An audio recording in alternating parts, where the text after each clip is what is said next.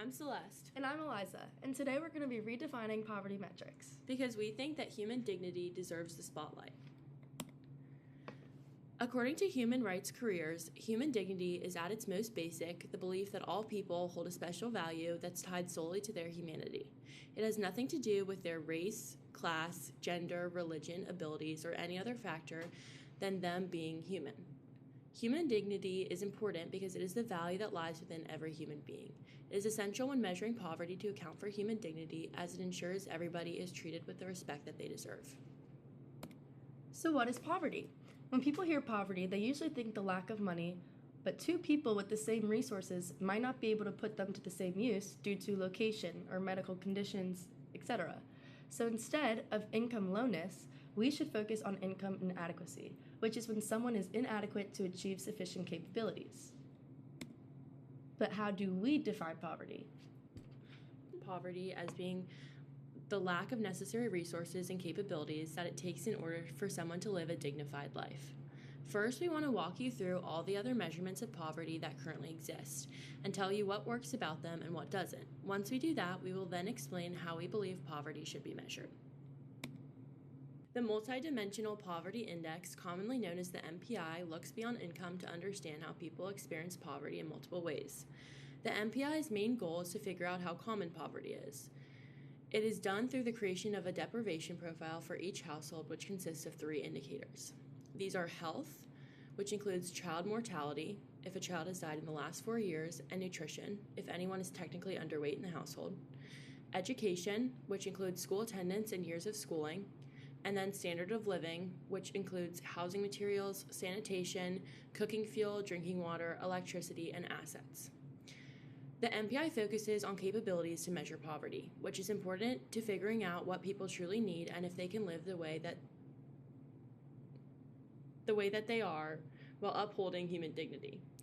According to the MPI and its data source, the Uppsala Conflict Data Program, or UCDP, 1.1 billion people live in multidimensional poverty. The MPI has numerous advantages, a few being that it is unlike any other poverty measure as it looks at capabilities rather than just income, which means that people who may be living in a state of poverty but not under a certain income threshold will be recognized. The MPI is also a good measure in looking at specific areas of deprivation or specific groups that need help the most. Some people believe that capabilities are too subjective to be measured, which can make the MPI a highly debated topic. The MPI does have limitations, but less so than most other poverty measurements. These being that it lacks data in poor countries, which can make finding a universal measurement difficult, and that is not as useful in wealthier nations. The extreme poverty measure. The threshold for the extreme poverty measure is set at $3 a day per person in purchasing power parity, which is used as a global standard. The PPP reflects what $3 can buy in a given country, not literally $3. For example, while $3 might buy a meal in one place, it can buy much more or even much less in another. This measure is applied per person, so when looking at a household of 5, they would be considered extremely poor if their combined resources equal less than $15 a day. In measuring resources, the definition includes not only cash income, but also the monetary value of self-grown food and other cash resources coming into the house that families use to meet their own basic needs. The pros of the EPM is that it offers a universal and comparable threshold that allows us to track poverty consistently across countries. The cons of the EPM is that while the threshold lies at $3, it doesn't mean that if someone is living off of $4 one day, they are suddenly no longer struggling or poor. So, while the $3 measure helps highlight the scale of global poverty, it oversimplifies the complexity of how people actually meet their basic needs.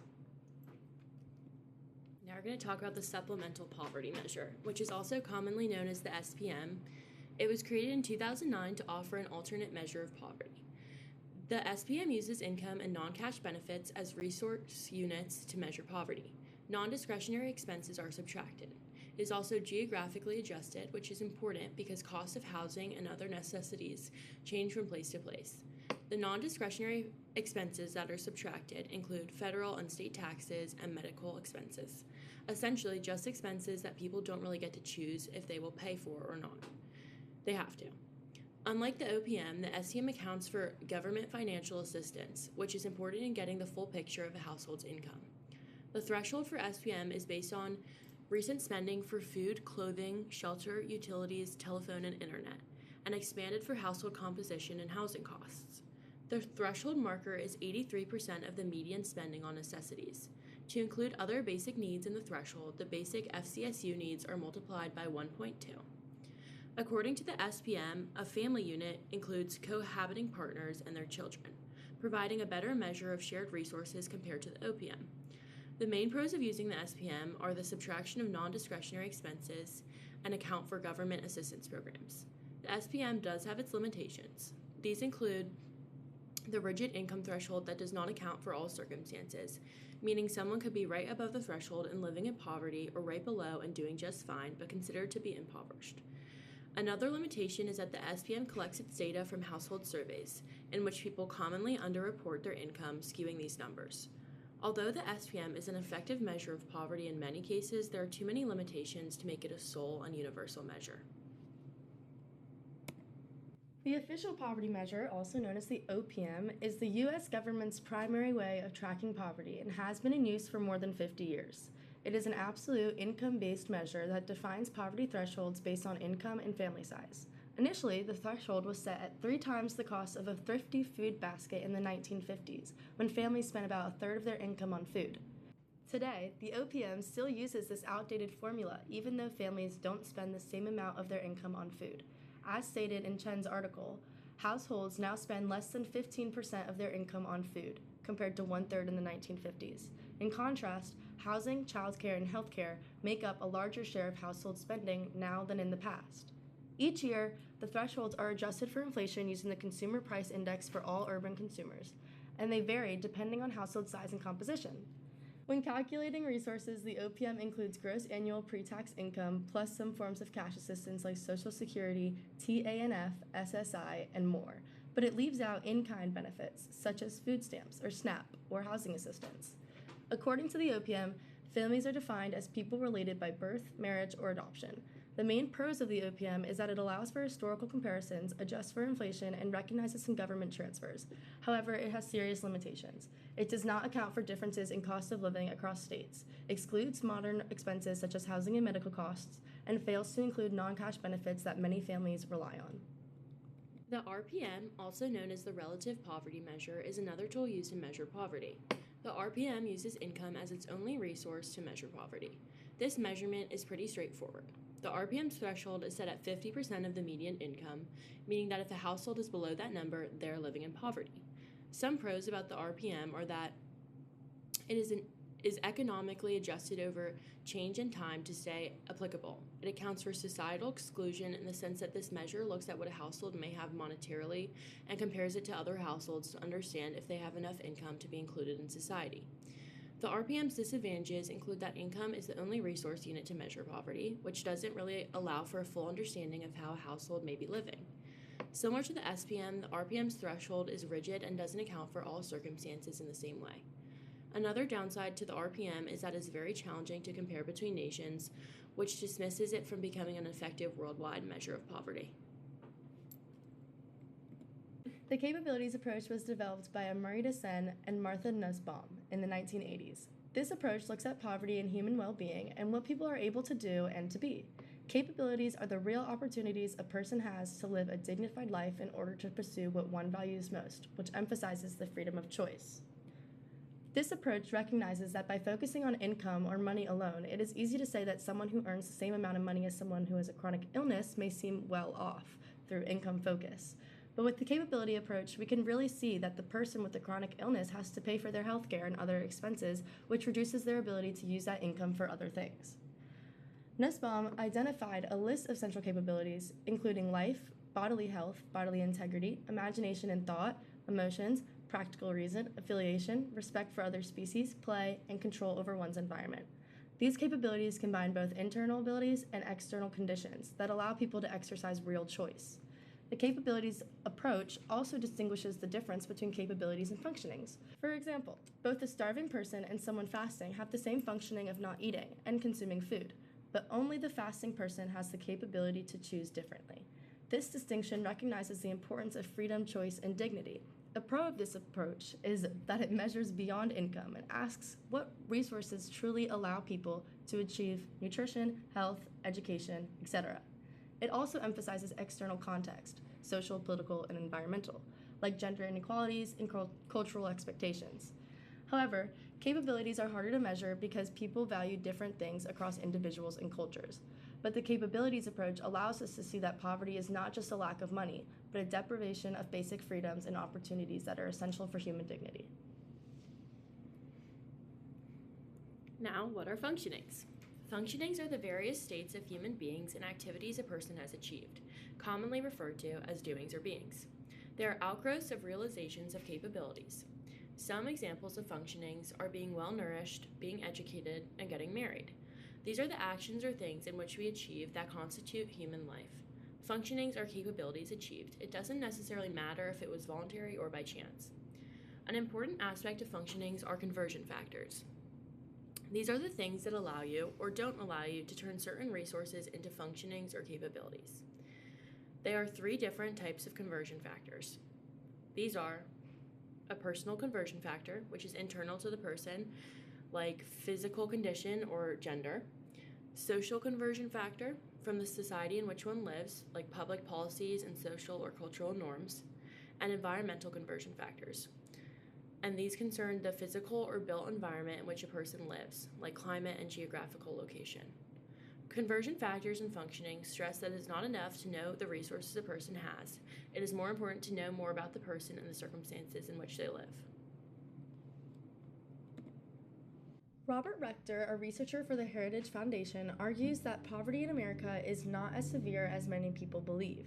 His reasoning is based on an implicit definition of poverty, which focuses on household amenities that poor families have access to. If families possess appliances such as a microwave, refrigerator, television, etc., Rector suggests they are not living in true poverty. So, his argument is that poverty in America is exaggerated. When you hear 13% in poverty, people usually think there is so much more homelessness and starvation than there actually is, but Rector claims that this is not the reality of most households.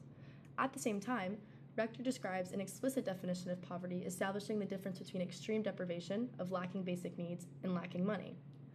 However, it is important to note that while families may have certain amenities that Rector mentions, his data doesn't support whether their amenities are actually functional, inherited, running on monthly payments, etc. While these durable goods may last for years, it doesn't reflect whether a household has sufficient and consistent income for food, housing, or healthcare. Rector states, nonetheless, wise public policy cannot be based on information or misunderstanding. Anti-poverty policy must be based on an accurate assessment of actual living conditions and the causes of deprivation. In the long term, grossly exaggerating the extent and severity of material deprivation in the U.S. will benefit neither the poor, the economy, nor society as a whole. Rector's argument discusses trying to avoid overstatements, but it is also shaped by politics. As stated before, he works for the Heritage Foundation, which was strongly tied to Project 2025, a strong right-leaning conservative organization. This is important to mention because his perspective could be part of a political agenda to justify cutting welfare programs.